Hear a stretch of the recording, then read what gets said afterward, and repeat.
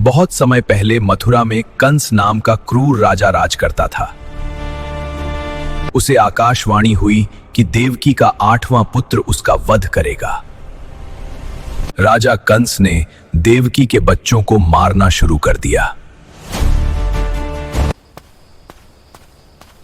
लेकिन 8वें पुत्र कृष्ण को वासुदेव जी गोकुल पहुंचा आए।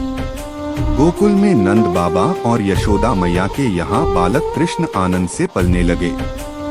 उधर कंस ने बालक कृष्ण को मारने के लिए अनेक राक्षस भेजे। उन्हीं में से एक थी पूतना। पूतना को वरदान मिला था कि वह किसी हथियार से नहीं मरेगी। वह सुंदर स्त्री का रूप बनाकर गोकुल पहुंची। उसके मन में कपट था, लेकिन रूप इतना मोहक था कि किसी को संदेह नहीं हुआ। पूतना सीधे यशोदा मैया के घर पहुंची।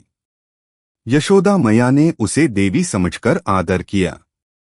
पूतना ने कहा, मैं बच्चे को दूध पिलाना चाहती हूँ, लेकिन उसके स्तनों पर भयंकर विष लगा हुआ था। जैसे ही उसने इस बात का यशोदा मैया को पता नहीं था। बालक कृष्ण ने सिर्फ दूध ही नहीं बल्कि उसका पूरा प्राण भी खींच लिया। पूतना छटपटाने लगी। वह अपने असली भयानक राक्षसी रूप में आ गई। उसका शरीर इतना विशाल हो गया कि पूरा गोकुल कांप उठा। अंततः वह जमीन पर गिर पड़ी और मृत्यु को प्राप्त हुई। गोकुलवासी भयभीत हो गए, लेकिन बालक कृष्ण शांति से खेलते रहे, मानो कुछ हुआ ही न हो। सबसे अद्भुत बात, पूतना ने कपट से दूध पिलाया था, फिर भी उसने मां का स्पर्श दिया। इसी मातृत्व भाव के कारण भगवान कृष्ण ने उसे मोक्ष प्रदान किया। देवताओं ने पुष्पवर्षा की। गोकुल में घोषणा हुई, जो भगवान की शरण में आता है उसका उद्धार निश्चित है। भगवान की लीला में करुणा और न्याय दोनों हैं। ईश्वर भाव देखते हैं, दोष नहीं। सच्ची शरण से पाप भी नष्ट हो जाते हैं।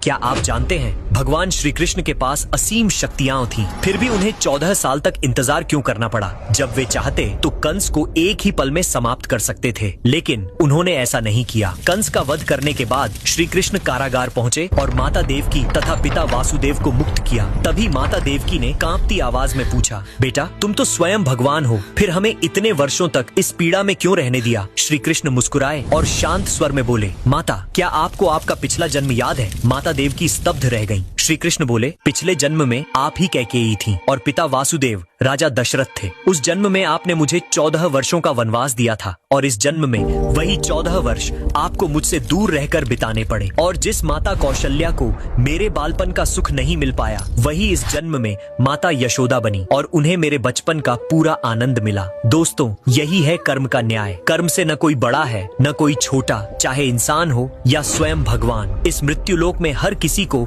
अपने कर्मों का फल भुगतना ही पड़ता है। अगर आपको श्री कृष्ण की यह सीख पसंद आई हो तो कमेंट में जय श्री कृष्ण जरूर लिखें।